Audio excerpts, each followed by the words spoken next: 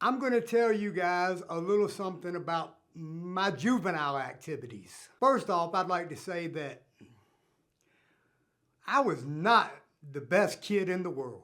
Actually, I'd venture to say I was probably one of the worst. First time that I ever got in trouble as a juvenile, I was 10 years old.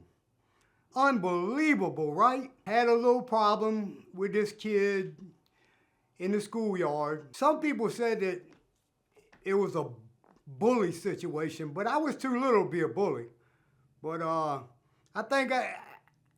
pretty sure that me and the kid had a little scuffle. Anyway, I got in trouble for it. The police came to the school and they carried me home to my parents, or my grandparents. I got in a lot of trouble. I got beat for it and all kinds of stuff. Well, I don't know if it was the beating that I got for it or if it was the excitement of just running around doing whatever I wanted to do. That definitely inspired me to do more things that I shouldn't do. One afternoon as a juvenile, me and a couple friends of mine decided that we were going to break into a house. Well, the house was vacant, but we were going to break into the house for whatever reason, I'm not sure. But we did end up going in there, and there was a lot of paint in there and things of that nature. Anyway, so we painted the inside of the house. We broke windows out. We did a lot of damage to that house. We put holes in the walls. Maybe it's just a kid thing, I'm not sure. But whatever it was, we did it. We got in trouble for it. It was my second time being in trouble as a juvenile. I had to go to court for this one. When I did go to court, the judge sent me to the Hanover Learning Center, which is a facility designed to house juvenile delinquents. And I'm pretty sure I was one of those. When I get to this Hanover Learning Center, I don't know exactly what to think about the place. It's not locked up. It's not like a jail. It's cottages that all the guys live in. But you live under rules and regulations, of course. And you do what they tell you to do and when they tell you to do it. Me being the kid that I was and the rebellious type at that time, I didn't care for them people telling me what to do. I was introduced to another guy in there and we became friends. We quickly became friends. He was in the same boat I was. He didn't like people telling him what to do either. So at the time, we were both 12-year-old juvenile delinquents, very rebellious and very stupid, with no concern whatsoever for authoritative figures. Me and my buddy, we got to talking one day, and we decided that we didn't particularly care for this place. We didn't like it here, and we didn't want to stay here. The escape plan took effect. We started talking about how to escape from this juvenile facility. We didn't know where we were going to go. We didn't know what we were going to do, but we knew that we were going to get away from this place. We talked about it, and we decided that the best time to leave this place was early in the morning on the way to breakfast because it was still dark outside. Keep in mind, this place was set up like a college campus. There were buildings, they're called cottages, and there were like 6 cottages there. And then there was one cottage in the very back that was a lockup cottage. And that was for the screw-ups, the people that just didn't want to do right, like me. But there were no fences around this place. It was surrounded by a river and by woods. And if I'm not mistaken, on the other side of the woods were cornfields, man, because we were way out there. Anyway, we decide that we are going to leave. So the morning that we're ready to go, we line up in the chow line for breakfast, get out the door. Everybody's got to stop and be counted. So as soon as they finish counting us, we start walking towards the chow hall. Then there's a truck that goes around the facility with one of the guards in it. And you had to watch out for him too. So the truck was going by while we were moving, and as soon as the truck got out of sight, we were gone. Man, we took off running, man. They couldn't have caught us if they wanted to. We were both really fast. He was taller than me and his legs were longer, so He had to step on me, but I was pretty fast too back then. But we took off running. We ran into the woods, through brambles, got cut up, scratched up, beat up by tree limbs. But we kept running, it seemed like, for hours. But it couldn't have been that long. I don't know how far away we were from the place, but we came to this huge ditch, man. God, I'll never forget it. It was real, like, I don't know how wide, but it was wide. And we had no way to get across it. Well, my buddy says, well, we can jump this ditch. And I'm like, okay. So we gave it a shot. We got back about 20 feet from the ditch and took off running and jumped. My buddy made it most of the way across. His foot got caught in the mud. I made it maybe 3/4 of the way across, and I went knee deep in the mud. Can you imagine that? I'm stuck knee deep in the mud. I can't go nowhere. I can't even get out of the mud.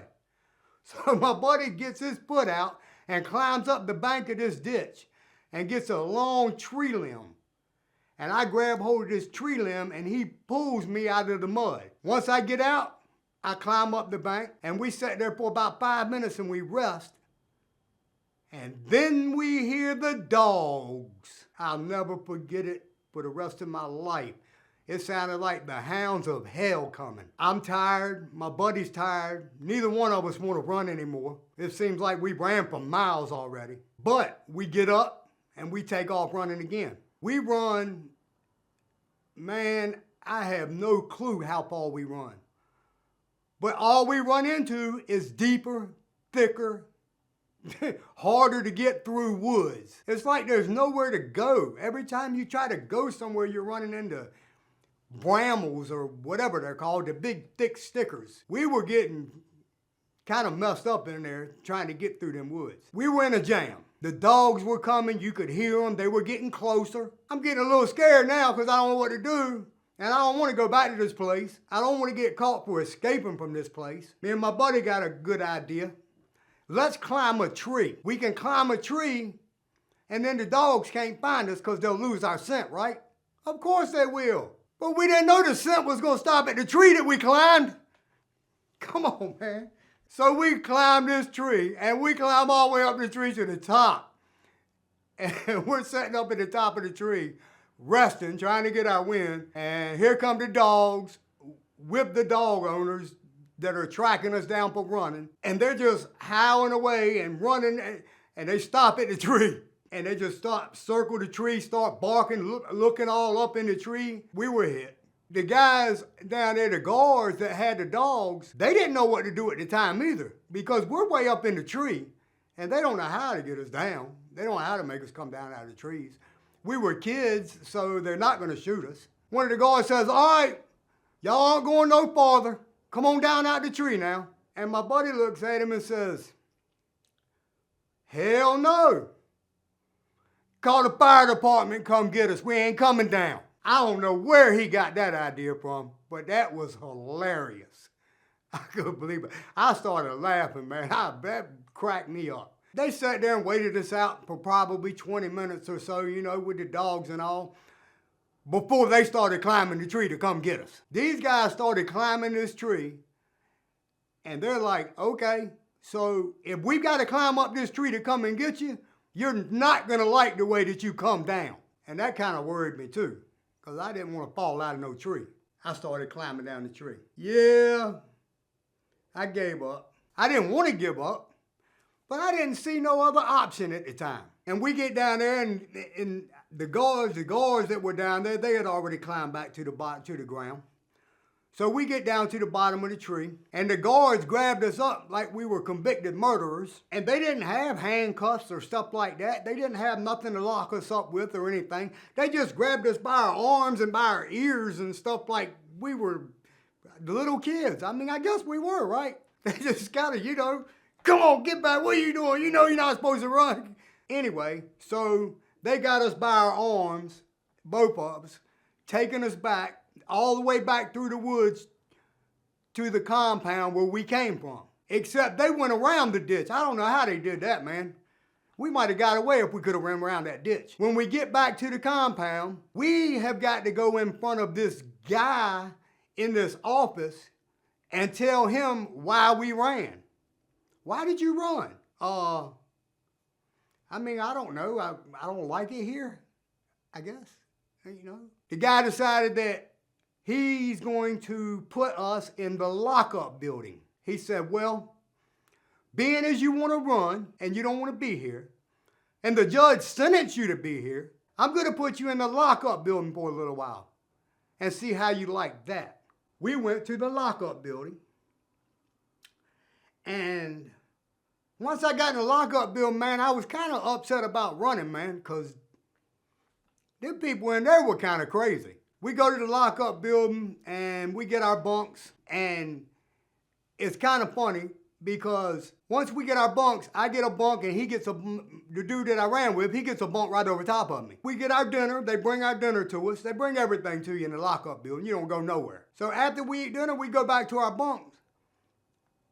And my buddy starts talking a bunch of crap about me giving up and being soft and some more stuff. I'm pretty tolerable most of the time. Maybe even when I was younger, I might have been a little bit tolerable, but probably not. I didn't take too kindly to that. And I remember clearly, I grabbed him in the headlock and started punching him in the top of the head.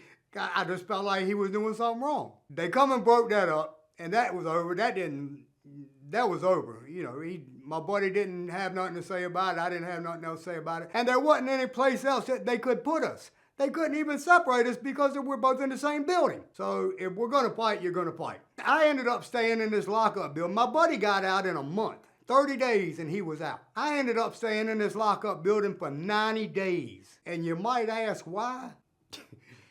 Well, it should be pretty self-explanatory, knowing that I was pretty stupid. I didn't know how to keep my mouth shut. I didn't know what to say when I did open my mouth, or how to say it. At that time, I really didn't know how to keep my hands off of other people. Yeah, that's not a good thing. But it was what it was. Juvenile, hey, man, we got to grow and learn, right? After 90 days, I get what's called a review. They gave me a review, brought me in the little office, and told me that I had done a good job for the past 30 days. I hadn't been in any trouble.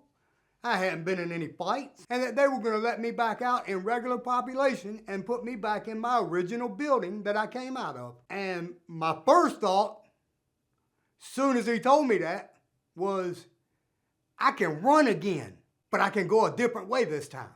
But I didn't. I went back out to my regular building, and I finished the little 6-month period of time that I had to do in that juvenile facility, and I went home. During the time I was there, in the regular cottage with the rest of the compound, I did learn how to do a few things that helped me out in my future. That's where I started my artwork at.